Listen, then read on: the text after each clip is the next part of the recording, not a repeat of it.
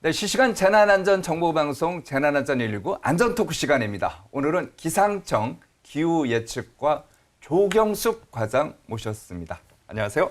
안녕하십니까. 어서 오십시오. 며칠 전이었던 것 같아요. 기상청이 올 겨울 3개월, 그러니까 다음 달 12월부터 1월, 2월 기후 전망 이제 발표하지 않았습니까? 어떤 내용인지 저희 KBS 기자가 정리를 했는데 먼저 그 리포터 한번 보시겠습니다. 네. 가을의 끝자락에 들어선 도심 공원.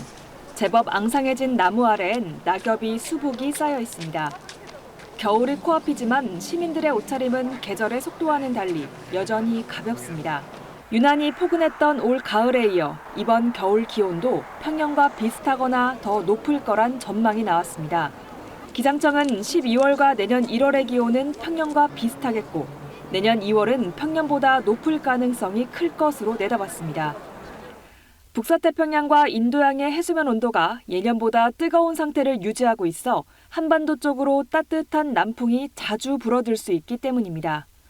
하지만 12월부터 1월까지 하루 단위로 세밀하게 보면 기온이 롤러코스터처럼 오르내리며 변동이 매우 클 전망입니다.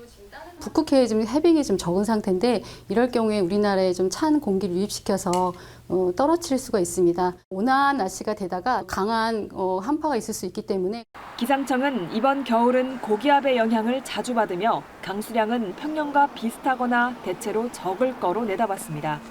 KBS 뉴스 김세연입니다. 보면은 인터뷰에서 보면 올 겨울 전망을 하는데 3개월이에요. 네. 그러니까 12월, 내년 또 1월, 2월 이렇게 전망을 하는데 이게 보니까 예년하고 비슷하다. 12월하고 1월. 근데 2월 달은 좀 더 높다. 이런 얘기를 하시는 것 같은데 맞습니까? 예, 맞습니다. 예, 지금 저희가 조금 그래도 비슷하다고 해도 비슷하다는 건 추위가 오고 네. 좀 약간 풀렸다가 다시 추위가 오고 그런 예년에 평년에스러운 그런 기상 날씨를 보이겠다는 뜻이기 때문에 저희가 평년과 비슷합니다. 그다음 2월은 평년보다 조금 높습니다. 이렇게 네. 얘기를 해도 오해하시는 분들이 있어요. 하나도 안 추운 줄 알고 계시고 그렇죠. 안 그렇습니다. 그래서 추운 땐 춥고 약간 풀릴 때는 풀리고 그렇게 생각해 주시면 되겠습니다. 근데 아마 이 프로그램 보시는 시청자분들이 궁금한 게 그런 걸 거예요. 당장 내일 날씨도 어떻게 되는지 모르는데 어떻게 3개월치를 전망하느냐? 뭐 과학적 근거는 있느냐? 어떤 식으로 전망합니까? 굉장히 어렵습니다. 그러니까 이렇게 좀 서두에 좀 말씀을 드리면 변명일 수도 있지만 동원할 수 있는 총 데이터, 예. 그다음에 전문가를 모시고 하는 토론, 총 일적, 그다음에 데이터 양 다 포함해서 종합적인 결과가 되겠습니다. 지금 이제 그래픽을 보면은 날씨 3개월 전망, 생산 과정.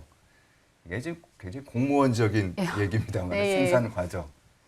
첫 번째 저거 1, 2, 3 저런 단계가 있나 보죠. 예, 맞습니다. 보시면서 설명해 주시죠. 일단은 총 한 6개의 단계를 거쳐서 국민들이 이제 알게 되는 건데요. 네. 이제 첫 번째로는 현황을 알아야 됩니다. 지금 기후가 어떤 현황인지, 지금 바닷물이 따뜻한지, 그다음에 대기 온도가 뜨거운지 그런 거를 파악을 해야 합니다. 근데 그때 파악하는 게 이제 지구 온난화, 뭐 기온과 강수의 현황, 그다음에 엘니뇨 라니냐의 현황, 네. 그다음 북극의 해빙이 많은지 적은지, 티베트 지역에 눈덮임이 많은지 굉장히 우리나라하고 멀리 있는 떨어져 있는 지역이지만 네. 지구는 순환하기 때문에 대기는 순환하기 때문에 그렇죠. 저런 멀리 있는 영향들이 우리나라까지 줄 수 있기 때문에 예. 감시 요소 어려운데요. 그냥 기후 현황이라고 생각하시면 되고 지금 현황을 분석하게 됩니다. 그 다음에는 그 현황이 반영되었는지 모델을 분석을 하는데요. 네. 모델을 런한다고 하는데 운영을 하게 됩니다. 모델을 스포컴에서 돌리게 되는데 모델에 들어가는 입력 자료가 실제 현황이 들어가게 됩니다. 그렇죠. 그렇기 때문에 미래를 예측할 수 있는 거죠. 현황을 모르는 모델은 미래를 예측할 수 없기 때문에 저기서 저 모델에 그 현황이 잘 반영되었는지에 대한 결과를 보는데요.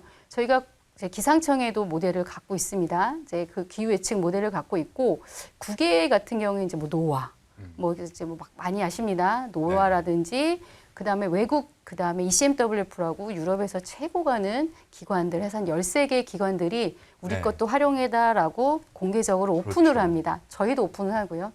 왜냐하면 개도국들은 이런 모델이 없습니다. 아, 그런 모델들도 자국의 기상 전망, 기후 예측을 하기 위해서는 모델의 자료가 필요하기 때문에 저거를 서로 공유하면 다 같이 사용할 수 있기 때문에 우리 모델, 그다음에 외국의 모델을 다 합쳐서 저희가 모델 분석도 하고 그게 제대로 현황을 잘 진단하는 모델이라면 미래도 잘 예측할 것이다라는 것을 이제 파악하기 위해서 모델을 보게 되고요. 네. 그다음에 이제 모델 분석만 이제 한 게 아니라 최근에는 극값 경신이 굉장히 많이 됩니다. 그래서 그런 극값에 대한 통계 분석도 하게 되고요. 아, 그다음에 그런 극값이 포함되어 있는 또 통계 모델이 있습니다. 그래서 그 통계 모델도 다시 한번 운영을 해서 거기서 나온 결과를 종합을 하게 되는데요. 이런 1번과 2번과 3번의 경험을 이제 데이터를 가지고 결과를 만들고 네. 다시 한번 국내에 있는 이제 연구소나 그러니까 영국에나 학계에 계시는 기후예측 교수님들 다 모아놓고 전문가 회의를 한다는 거네요. 그렇죠. 전문가 회의를 하게 됩니다. 그래서 전문가 회의를 해서 이제 초안을 작성하게 되고요. 그 다음에 또 한 가지 이제 병행해서 하는 게 있습니다. 그거는 이제 국외에 이제 전문가들이랑 얘기를 하게 되는데 국외 전문가들은 이제 기상청 이제 한국, 일본, 중국, 몽골 딱 느낌이 오시는 게 동아시아권에 네. 있는 전문가, 특히 다 기상청에서 일하시고 있는 분석관, 그러니까 한마디로 그 나라의 공무원들이시죠.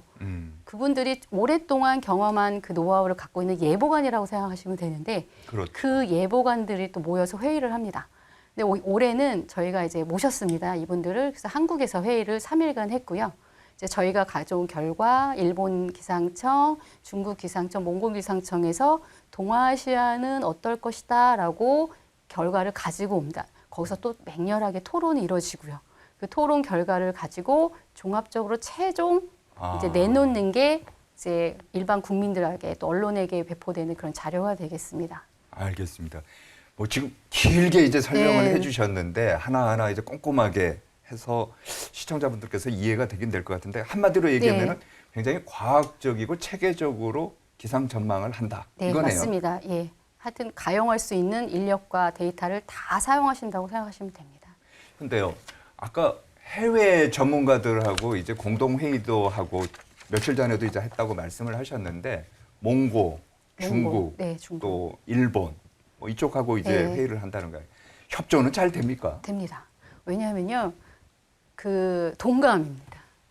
그분들도 그 나라에 가서 국가에서 우리도 그러면 조언을 해주고. 조언을 해주고요. 아, 거기에 있는 이제 기상청 저희랑 똑같은 기상청 직원들인 거죠. 중국 기상청 직원이 와서 이제 그렇죠. 오랫동안 예보관들이시기 때문에 그분들도 이제 안 맞으면 너무나 고통받아 하십니다. 그렇죠. 틀렸다고. 예. 그렇기 때문에 더 아니 뭐 기상청 전문가들이 점장인은 아니지 않습니까? 그렇죠. 그렇죠. 그래도 최선을 다하는데 틀리면 굉장히 속상하고요. 네. 뭐 한 달 동안 끙끙 앓을 때도 있고요. 그래서 정도요? 모여서 네. 그러니까 서로 공유합니다. 이렇게 우리는 예측을 합니다. 그렇지만 우리는 그렇게 예측을 하지 않습니다. 그럼 다시 한번 토론을 해봅시다. 해서 같이 이제 토의를 한 결과를 이제 컨센서스, 이렇게 뭐 그렇죠. 같이 그런 걸 이룰 수도 있지만 못 이룰 때도 있고 그냥 토론으로 하면서 계속 협의하고 하면서 좋은 결과를 만들어내는 과정이 또 있습니다. 그래서 그 보면은요, 올 겨울 특히 2월 달이 예년에 비해서 이제 높다고 하지 않았습니까? 네. 그렇다면 겨울철에 기온을 이렇게 상승시키는 요인이라고 해야 될까요? 네. 어떤 경우에 겨울철에 따뜻해요? 그래서 저희가 이제 올해 분석 되게 열심히 했는데 추운 요인도 한 50%, 그 다음에 이제 약간 온도를 상승시키는 요인도 한 50% 아주 팽팽합니다. 그래서 저희가 이제 저희 화면에서 보시면 두 가지 네. 정도 두 가지씩 설명을 드릴 건데 지금 티베트 고원 굉장히 티베트 하면 저 히말라야 산맥 그쪽 얘기하는 맞습니다. 거예요? 그래서 굉장히 높은 이제 고원인데요. 네. 티베트 지역에 눈이 있으면 좋은데 눈이 없으면 이제 요즘에 금방 녹고 막 그럽니다. 기온이 따뜻하다 보니까 그래서 이제 저게 티베트에 눈이 쌓여 있다가 싹 녹으면 이제 네. 노지가 나오는 거예요. 그렇다 보면 노지에서 수분이 이제 방출을 할 거예요. 수분이 방출하는 게 이제 에너지라고 생각하시면 되는데 네. 이게 방출된 에너지, 열이 방출되면서 상승을 하게 되면 티벳 공원 바로 위에 거기에 큰 고기압이 생깁니다. 저 빨갛게 보이는. 그렇죠. 예. 그 고기압이 우리나라 쭉 확장을 하고 그 확장한 고기압이 우리나라로 누르게 됩니다. 그러면 단열 상승이 있어서 쭉 내려오면서 우리나라는 고기압, 지상에는 따뜻해지는 거예요. 그렇죠. 그래서 보통 저럴 경우에는 겨울철에 평년보다 좀 높을 가능성이 되겠습니다. 근데 뭐 저것도 있고 또 다른 요인들도 많이 있습니다. 해수면도 상관이 있다고 하던데. 그럼요. 해수면은 뭐예요? 해수면은 그 바다 그 온도라고 바다의 아주 얇은 층 해수면의 그 온도인데요. 네. 해수면의 온도가 우리나라에 영향을 주는데 우리나라의 그 바로 우리 해역이 아니라 좀 멀리 떨어져 있는 지역의 해수면 온도도 영향을 주게 됩니다. 지금 그래픽 보이는 저거네요. 네, 보시면 우리나라 지금 보시면은 북서태평양이라고 해서요. 태평양 중에서도 북쪽에 치우치면서도 서쪽에 있는 고기를 북서태평양 지역이라고 하는데 북서태평양 지역이 우리나라랑 좀 가까운 편에 속합니다. 북서태평양 지역이 요즘 따뜻합니다. 수온이. 그러니까 해수면 온도가 따뜻해지니까 거기서도 당연히 네. 증발이 일어나면서 열이 방출되게 됩니다. 그렇게 되면 거기서도 그게 막 올라가서 상공에 저렇게 고기압이 하나 크게 생성이 되는데 그 고기압 또한 우리나라를 누르게 되면서 지상에는 고기압이 그래서 위에도 고기압, 아래 지상에도 고기압 이렇게 쌍으로 이렇게 고기압이 이제 아주 강하게 쓰게 되면 우리는 이제 따뜻한 이제 기온이 따뜻해지는 거죠. 그러니까 겨울철 우리나라의 따뜻한 이유 이제 종합적으로 얘기하면은 내륙 쪽에서는 티베트에 있는 눈 네. 이게 이제 적어지면서 네. 고온이 됐다는 네. 거하고 해수면이 올 여름이었나요? 네. 길었지 않습니까? 네. 굉장히 덥고 이제 그런데 그 뜨거워진 해수면이 올라가면서 또 영향을 줬다. 맞습니다. 여름에도 똑같은 영향을 주었습니다. 예.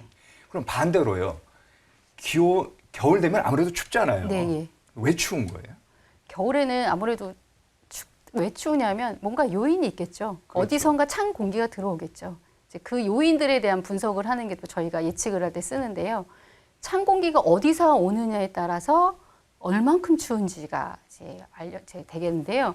보통 저희가 뭐 그림이 있겠지만 이번에는 아까는 티벳 고기압을 말씀드렸는데 바로 저거 보이는 거네요. 예, 요거는 북극 해빙, 북극 바다의 얼음의 양이 얼마나 있느냐에 따라서입니다. 저기 보면은 네. 바렌츠, 카라해. 네, 이거 어디 있는 곳입니까? 북극에 지금 보면 저기 북극이요? 예, 북극입니다. 아, 북극. 예, 북극도 이렇게 지역마다 이름이 있습니다. 그래서 바렌츠 카라해, 라테프해, 그러니까 라테프 바다, 네. 바렌츠 카라해 바다 그런 구역이 있습니다. 그렇죠. 네, 이제 우리나라에 특히 저 파란치 카라해라는 북극이라고 생각하시면 되는데 저기에도 해빙이 있어야 됩니다. 얼음이 이렇게 바다에 얼음이 덮어 있어야 되는데 아시다시피 북극에 지금 고온 현상이 심각한 상황인데요. 그렇죠. 거기에도 얼음이 이제 녹고 있습니다. 이렇게 녹고 있기 때문에 저기가 녹게 되면 또 당연히 저게 또 바다니까 또 열 에너지가 대기로 방출이 되면서 어디에 영향을 주게 되냐면 우랄 브로킹이라는 걸 만드는데 저거는 그 우랄 산맥 저희 비행기 타고 쭉 유럽을 가다 보면 보시면 맞아요. 예, 맞아요. 보실 네. 수도 있습니다. 만년설로 뒤집혀 있는 굉장히 높은 이제 산인 거죠. 산맥이니까 그 지역의 우랄 산맥의 동편에 네. 우랄 브로킹이라는 큰 고기압이 생깁니다. 이거는 좀 이 고기압이 내륙에 생기게 되는데요. 굉장히 높습니다. 크고 우랄 브로킹 그러니까 우랄 산맥 옆에 생기기 때문에 굉장히 커요. 그렇기 때문에 그 북극 지역에 제트기류가 막 흐릅니다. 그 제트기류가 이렇게 쌩쌩 서쪽으로 흘러야 되는데 그 브로킹을 만나면 이 제트기류가 깨져요, 이렇게. 아. 그러면서 이 제트기류가 깨지면 북극에 있는 한기가 이 블러킹 옆으로 싹 흘러내리게 되겠죠. 이게 이제 이게 흘러내리는 블러킹이 막으니까 깨지면서 바람이 훅 내려오게 됩니다. 찬 공기가. 근데 그 찬 공기가 계속 쌓이게 됩니다. 시베리아. 그러니까 이제 예. 그 말씀하시는 게 시베리아 찬 공기가 예, 맞습니다. 예. 우리 기상청에서 네. 발표하는 거 보면은 시베리아 찬 공기가 남하해서 춥습니다. 예, 맞습니다. 그 말씀하시는 예. 거네요. 그래서 저게 그 다음으로는 시베리아 고기압을 만들게 되고 시베리아 고기압이 직접적으로 저희한테 하루 이틀이면 바로 찬 네. 공기를 유입시키기 때문에 겨울철에 춥습니다. 해수면하고는 또 상관없어요. 해수면 당연히 있습니다. 네.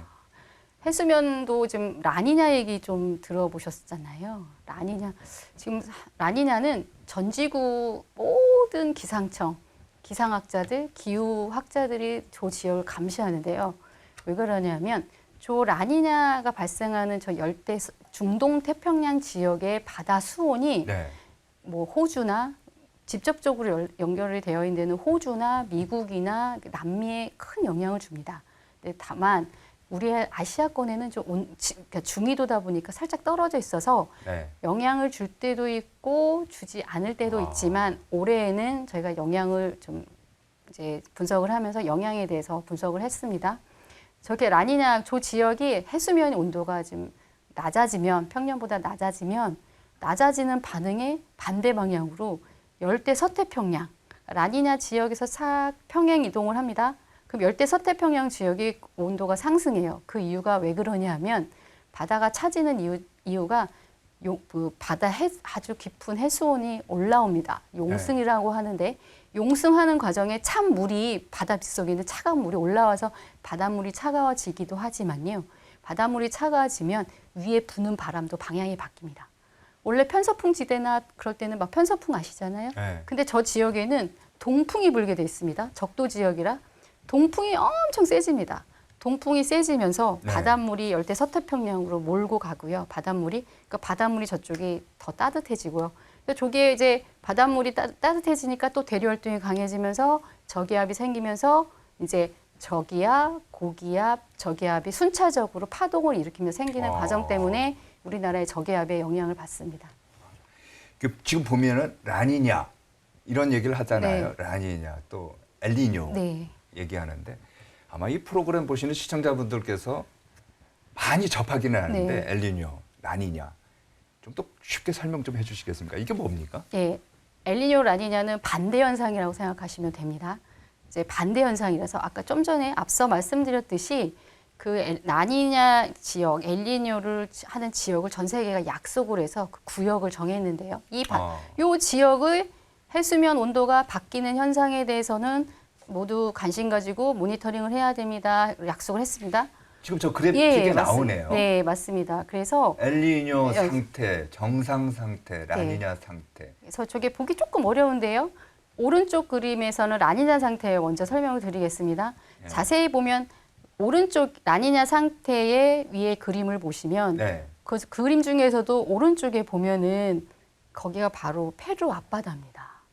그래서 페루 앞바다에서 조금 왼쪽으로 이동해 보면 그 지역이 아까 저기 앞서 말씀드렸던 것처럼 네.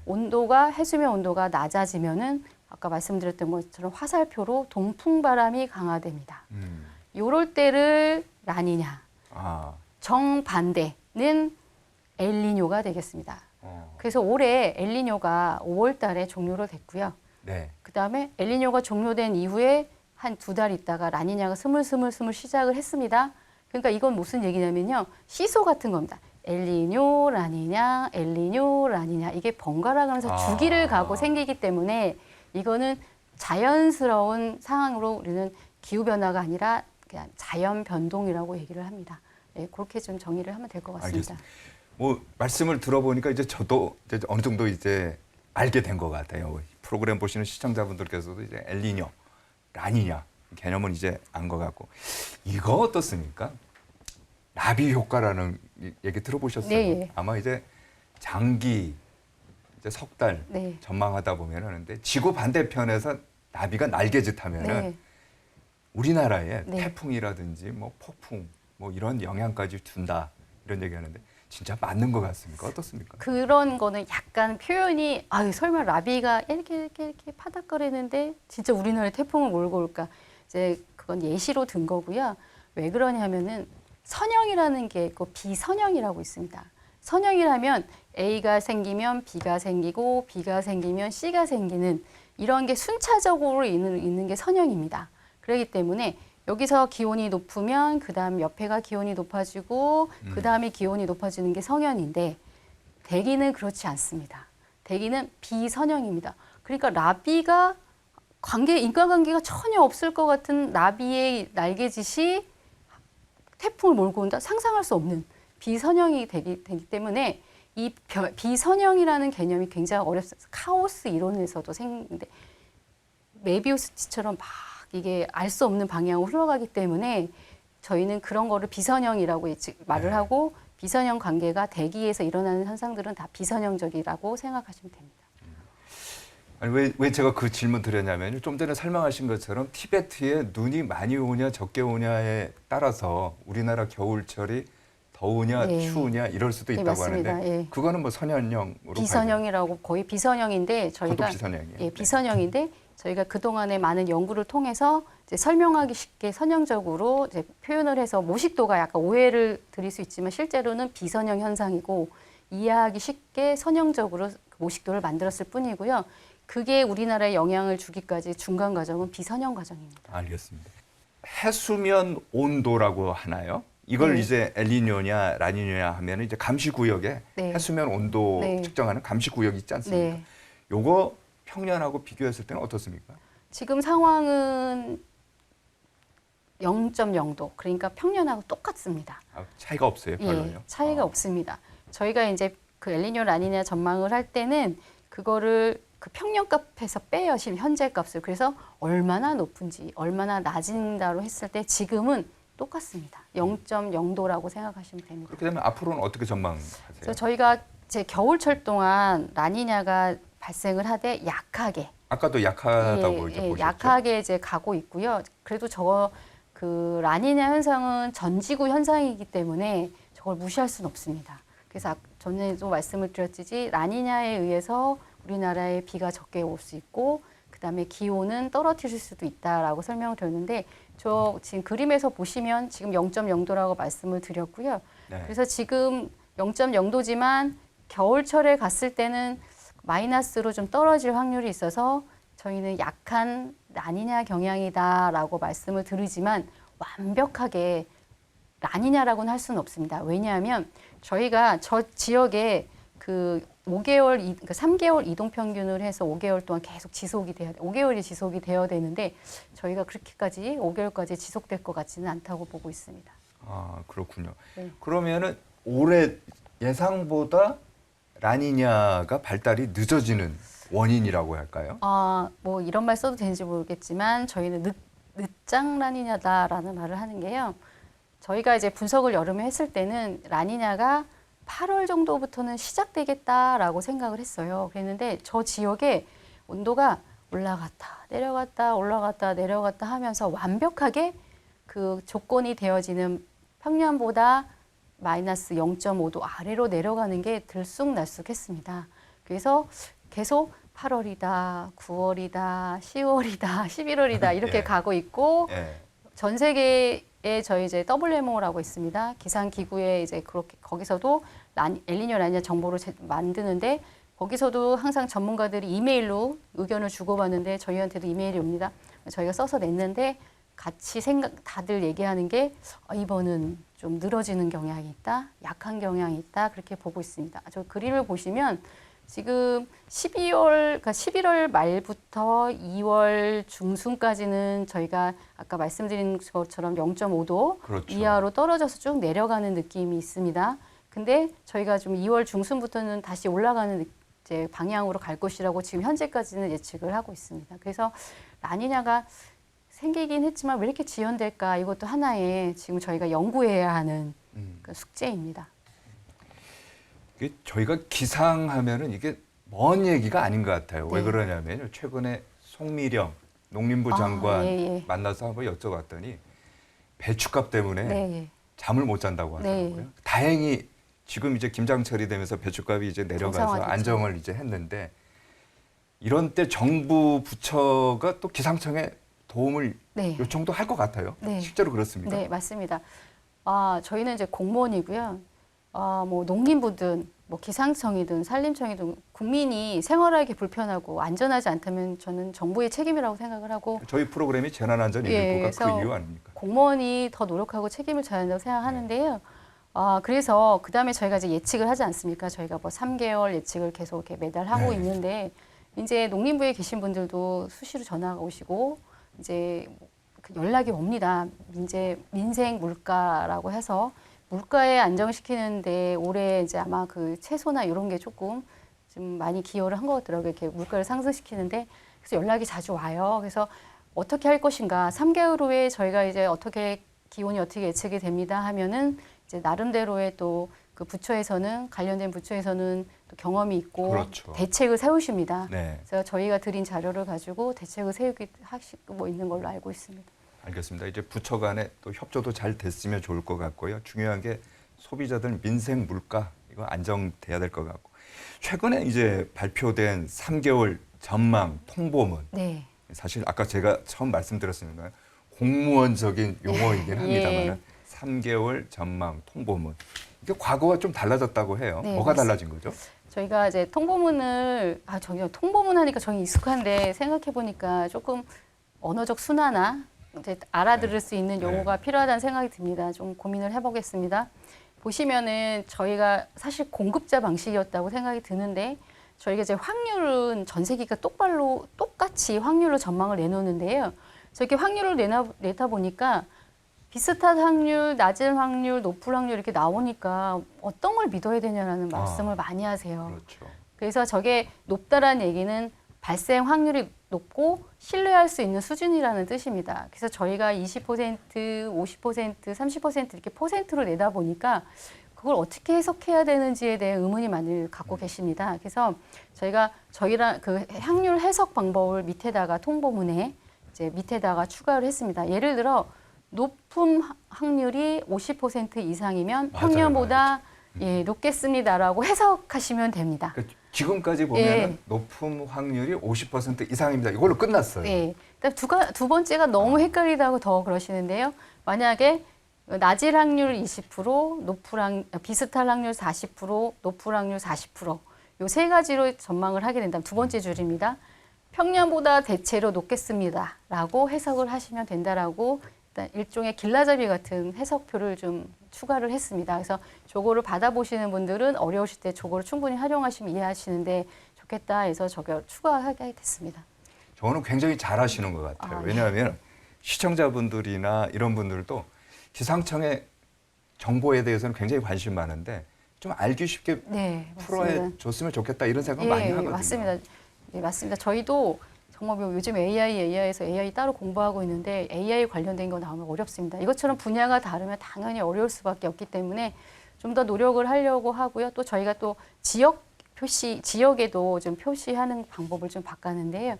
저기 그림에 보시면 그전에는 또 이렇게 확률로 되어 있었습니다. 네. 이제 권역으로 해서 지역을 나눠서 저희가 또 세밀한 정보가 나가는 친절한 서비스네요. 네. 그래서 저거를 좀 바꿨는데 저희가 아까 말씀드린 것처럼 한 구역에 낮은 확률, 비슷한 확률, 높은 확률로 차례대로 세 개를 다 주지 않습니까? 근데 그 중에서도 높은 확률에 색깔을 칠했습니다. 그래서 색깔을 보시면 우리나라가 전반적으로 예를 들어 12월에 평년과 비슷하다라고 이제 저희가 전망을 했습니다. 저기 상단에 보시면 왼쪽 그림이 12월입니다. 보시면은 수도권과 중부지방에는 좀 낮을 확률이 좀 있고 그 다음에 밑으로 내려와서 전남이나 충남 쪽에는 회색입니다. 그거는 평년과 비슷하고 그렇지만 남부 일부에는 평년보다 높고 그렇죠. 세 개를 평균해서 저희가 전반적으로 평년과 비슷합니다라고 말씀을 드렸습니다. 근데 지역적으로 저렇게 차이가 나고요. 그래서 지역적으로는 엄청 춥다고 하는 지역도 있을 수 있고 엄청 따뜻하다고 할 수 있는 지역도 있도록 변동폭이 크겠습니다. 네, 알겠습니다. 자, 마지막으로요. 시청자분들께 못다한 얘기가 있다면 짧게 말씀 좀 해주십시오. 예, 저희가 최선을 다해서 앞서 말씀드린 것처럼 분석하고 예측을 하고 전문가 회의를 했습니다. 그렇지만 뭐 전망이라는 게 과학적으로 접근할 수 있지만 사실 과학적으로 접근할 수 없고 풀이될 수 않는 과정들도 있다는 것을 좀 이해해 주시고요.